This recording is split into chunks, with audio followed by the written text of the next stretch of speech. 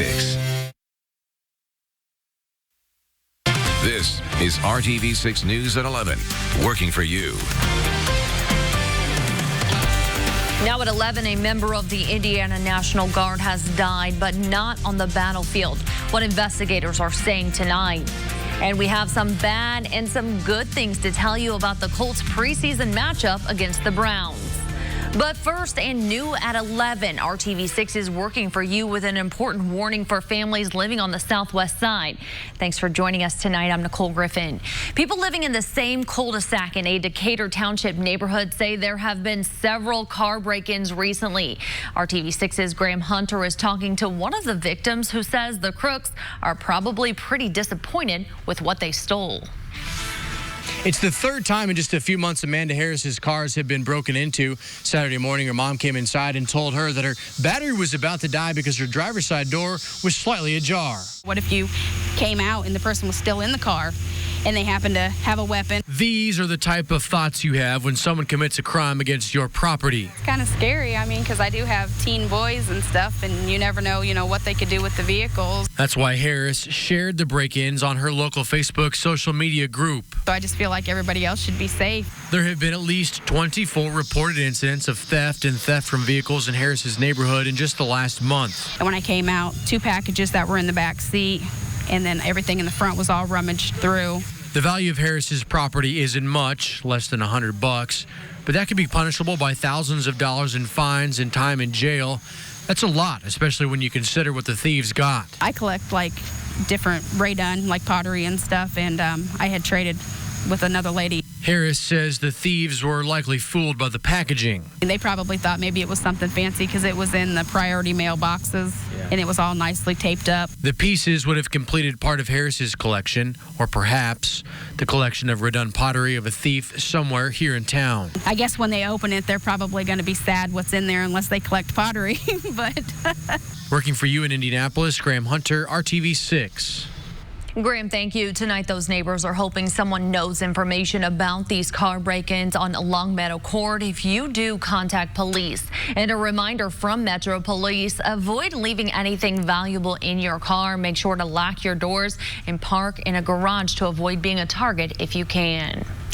An Indiana National Guard staff sergeant from Greenwood has died in a tactical vehicle accident at Fort Hood, Texas.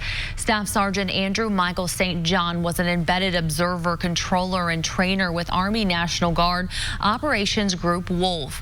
St. John was an infantryman with Company B, 1st Battalion, 151st Infantry Regiment. He had previously been deployed to Iraq and Afghanistan and received several awards and medals. The cause of death remains under investigation tonight. In El Paso, Texas, the final victim of that deadly Walmart shooting rampage was laid to rest. Thousands of people came out to pay their respects to Margie Record after her husband invited the community to attend. Here's ABC's Marcy Gonzalez with that story. A showing of the best of humanity in response to the worst. For the second day in a row, hundreds of strangers showing up to pay their respects to one of the victims killed 2 weeks ago inside this El Paso Walmart. Margie Record, the last of the 22 victims to be laid to rest. Her husband of 22 years, Antonio Basco, thought no one would come. She's loved my life. But after word spread that the couple had no family nearby and that Basco was opening the doors to anyone who wanted to attend Friday's memorial service, the response was overwhelming. Flowers from across the country started arriving, and the guest list grew so quickly the service had to be moved to a larger venue. It's a feeling that's out of this world. You can't explain it. That ain't just El Paso, it's all over the world. In the end, some family did make it to today's funeral. We really appreciate all the support, all the love we've been getting from the El Paso community. But it was the love of strangers. We didn't know Margie, but I had to tell my family we have to be there as a family, all of us. These messages of support that brought light to this grieving widower on one of his darkest days. Marcy Gonzalez, ABC News, Los Angeles. On this Saturday night, we are tracking a couple of downpours and thunderstorms. One that's moving through the Terre Haute area right now. Quite a bit of lightning with this one. Could have some winds in excess of 50 miles per hour as it is tracking off to the north and east around 35 miles per hour into Brazil at 11:23. Another downpour here in southern portions of Montgomery County. Could also have some gusty winds around 40 miles per hour as that one is tracking toward Lebanon and also toward Advance as we get to 11:19. Things should stay fairly isolated through the overnight. Most of us will not have any rainfall at all. Those temperatures right now in the 70s, and that's pretty much where they'll stay as you head out the door tomorrow morning. Kyle, thank you. Working for you, RTV6 continues to push for answers on issues that matter to you. We're keeping track of the problems addressed thanks to your concerns. In effort to improve safety around a Southwest Side school, a mother shared her concerns with RTV6. She was hoping for new school zone signs to be added on two busy streets, Holt Road and Sam Jones Expressway near Stoutfield Elementary. Well, this week, just days after our report, DPW added two new 25-mile-per-hour school zone signs on Holt Road. The city is also making improvements on a west side road near Eagle Creek Park. Drivers say Wilson Road is crumbling and cars keep going off the side of the road. Well, since our report, crews came out and added reflector signs and a new sign alerting drivers of the drop-off. DPW engineers are working to get a long-term plan in place to fully design the road to prevent future problems. Indy Parks told RTV6 an issue at Paul Ruster Dog Park on the east side would be fixed by Friday, and sure enough, a magnetic lock on the park's gate is now working again. Paying members of the park told us the lock was malfunctioning for several months. Well, the Colts lost to the Cleveland Browns 21-18 in tonight's preseason game, but there were a few positive things to take away from this one. Our RTV6 sports anchor Brad Brown has a closer look at the matchup. So after a couple days in Westfield, they brought it all here to Lucas Oil Stadium tonight, and the Colts and the Browns getting to know one another in practice, and it paid off on the field here tonight with some good matchups on both sides of the ball. As for the Colts, making some steps forward from this first preseason game to tonight's second effort. Quarterback Jacoby Brissett and the first offense looking a little better after a slow start. Brissett finishing 8 of 10 with 100 yards, managed a touchdown pass as well as the Colts got a score in the opening quarter of this game. Just the confidence, man, to go out there and do it in an actual game. You know, last week the first team didn't get a touchdown drive, and you know, just to go out there and put 6 points on the board, you know, that meant so much, you know, to us as a group, to show that, you know, we can actually overcome some of the obstacles that we did throughout that drive, and you know, and do that on a consistent basis now. Wide receiver Deion Kane had himself a nice night as well. 7 catches in the game as he continues to make some strong progress back after that disappointing injury from 2018. It's been growing a lot. I've just been making a lot of plays, and practice been getting a little bit more reps, and I've been just trying to take advantage of it and just really trying to just keep growing for it because yeah, I had the freak injury last year, but now I'm just trying to just get better and become like that big-time receiver I can be. Still some things to work on clearly for this team. 16 penalties in the game for more than 160 yards. That'll be something they need to work on going forward. We understand it's preseason, and the officials are going to point of emphasis some things, so we got to use it as a learning opportunity. We don't complain about that stuff. We need to figure it out. Well, we may complain about it on the field at the time, but afterwards we don't. You know, we just got to clean it up and figure out how to play within the rules. Bottom line, as they head into a normal week this week, we will see who steps up going forward as they look ahead to preseason game number 3. That'll be here coming up next Saturday. The Bears will be here at Lucas Oil Stadium. That'll be a 7 o'clock game as this back half of the preseason winds down and we get ever closer to the start of the regular season. At Lucas Oil Stadium, Brad Brown, RTV6 Sports. All right, Brad, thank you. A city on high alert after suspicious devices were left at a highly public place. Now a major break, a suspect in custody. The very latest coming up. Kyle. And we are getting ready for the return of the summer heat across central Indiana with more than one opportunity to hit 90 degrees. I'll let you know how much hotter it's going to feel. You're watching RTV6 News at 11. On Sunsummer 2019 Atlas models. This is RTV6 News at 11, working for you. Dramatic cell phone video captures the moments after a suicide bomb blast ripped through a wedding party in Kabul, Afghanistan. More than 1,000 guests attended the wedding. Dozens reportedly killed and many others injured. Witnesses say the bomb went off near a stage where many children had been gathered. No group has claimed responsibility so far, but just 10 days ago, a Taliban car bomb detonated near the same location, killing 14 people and wounding 145. The 26-year-old West Virginia native, considered a person of interest in the suspicious devices left in New York subway stations, is now in police custody. Here's ABC's Zachary Quiche with all the details. The person of interest in the case of rice cookers abandoned in a New York City subway station is in custody. Sources say police found 26-year-old Larry Griffin early Saturday morning in the Bronx after responding to a 911 call about a possible drug overdose. Cell phone video appears to show Griffin in a wheelchair as emergency responders transported him to an area hospital. During the Friday morning rush hour, a subway passenger noticed two suspicious items and alerted police, setting off a bomb scare. A third device then found in another area of New York City. The bomb squad responding to both locations, determining the items were rice cookers. I don't know what the deliberate act is, whether it was to create fear and alarm on the part of the public, or whether he was discarding items that he was no longer interested in. Police then releasing this surveillance image of Griffin Friday afternoon. Sources telling ABC News Griffin had been in contact with his family, reportedly telling them he found 3 rice cookers outside of a restaurant. The Logan County Sheriff's Office in West Virginia, assisting in the investigation, releasing a statement saying in part that Griffin had been arrested in Logan County at least 3 times over the last 8 years, and an active warrant was out for his arrest for failing to report for drug screens as part of his pretrial bond supervision. In 2016, a pressure cooker outfitted with explosives injured nearly 3 dozen people in the Chelsea neighborhood of New York City. That attacker, Ahmad Khan Rami, was later caught and convicted. Zachary Quiche, ABC News, New York.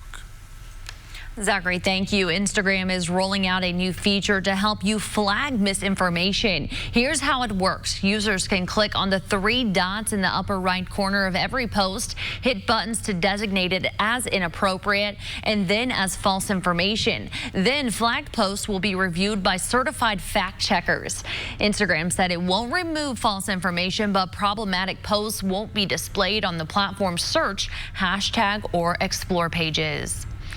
Today is National Clear the Shelter Day. It's a day dozens of shelters across the state took part in, focusing on clearing the shelters and finding animals a good home. Dozens of families came out to the Hamilton County Humane Society today to adopt a pet. At last check, 50 adoptions were completed today at just this location. The shelter does not just serve animals in Hamilton County, but they also save over 200 animals a year from shelters all over Indiana that are slated for euthanasia. When the shelter is full, they are not able to provide those animals with a second chance, and that is why days like today are so important. The event has wrapped up, but tomorrow you can still adopt animals at Indianapolis Animal Care Services. They are open from 10 a.m. to 6 p.m. and adoptions there will be free. Today, thousands of families are getting the opportunity to reunite and thank the hospital staff that helped their babies while they spent time in the NICU. The reunion was for staff from the Peyton Manning Children's Hospital and families who spent time there at the largest NICU in the state. This reunion started in the basement of a St. Vincent nurses' home 21 years ago, and now today the event has grown to include thousands of families. Ashley and her son Wyatt McCartney have been coming since 2007. He was born at 26 weeks and was considered a micro-preemie, and now at 12 years old, he's an honor student. They look forward to catching up with their neonatologist, and he looks forward to seeing his former patients. For us, it's a beautiful thing because there are patients that have some very severe life-threatening conditions, some not as threatening or life-conditioning, but we get to see these families after a lot of cases after many years, and just they show us their gratitude for work that we were able to provide and perform for their child. To be able to see what the nurses and the doctors are able to do for the kids and the parents is amazing. This year, Ashley says it is the first time they've had trouble finding a parking spot at the reunion, and she says that is actually a good thing because it means there are even more NICU grads. Well, have you been out to the state fair yet? If not, your time is running out. It all ends tomorrow, but whether you're returning for another visit or going for the first time this year, there is plenty to do tomorrow. Events include the Gospel Music Festival at 3 p.m., plus the Demolition Derby at 4:30 at the Hoosier Lottery Grandstand, and the Big Top Circus at 1, 4, and 7 o'clock. And all right, let's take a live look outside right now. Kyle, it has really turned into a nice day. We started off a little rocky, but yeah, we had a few storms out there the first half of the day, and we've noticed a little bit of lightning out there as we're looking at that west view. We've got a couple of isolated downpours out there this evening that we're tracking for you, but most of us are going to stay rain-free through the overnight. Good. Let's go ahead and talk about the numbers right now. 76 degrees with a south breeze between about 5 and 10 miles per hour. Check out that humidity, though. It is going to be a factor here the next several days, and we're going to dial it up starting tomorrow. It's at 82% right now. Our temperatures all around central Indiana into the 70s at this hour. It's 73 in Lafayette, Richmond at 76 degrees. So let's take you to Storm Team 6 radar and where we have a few of these thunderstorms, a couple of them that are on the stronger side here. One southeast of Crawfordsville starting to move out of the Ladoga area. Could still have some wind gusts around 30-40 miles per hour as this is moving across I-74. And here's one of the stronger storms as well. Quite a bit of lightning with this one. This is what we were seeing from that weather camera view. Moving into the Brazil area, still could have some small hail in this one and some wind gusts around 50 miles per hour as it tracks along Highway 40 and Interstate 70. 71 will be the overnight temperature with just an isolated shower or storm and mostly cloudy skies. If you are going to be heading out there tomorrow for that final day of the Indiana State Fair, pretty nice weather as far as rain chances. Those are going to be pretty limited for us tomorrow, but that does mean temperatures warm up. Middle 80s already at noon, 90 for the afternoon high, and about a 20% chance of a shower or storm into the afternoon and evening. Here's TrueCast. You can see by 1 o'clock Sunday afternoon, line of thunderstorms trying to make their way into central Indiana, but they will be weakening a little bit as they do so. May see another complex that starts to develop, though, over the south and western portions of the state as we go to around 5 o'clock tomorrow afternoon, but you also notice the trend there, that one weakening as it progresses from west to east. We still have that marginal risk, though, as we go into our Sunday for the northern half of Indiana, where some of those storms could have some gusty winds and potentially some hail in them. High temperatures tomorrow back to around 90 degrees. We haven't done that since August the 8th, so just one time so far this month. And with the humidity, got to factor that in. What it's going to feel like tomorrow afternoon is more like the middle 90s, and it's going to stick around here for a little while. In the 7-day planning forecast, we've got that 90-degree heat again on Monday and Tuesday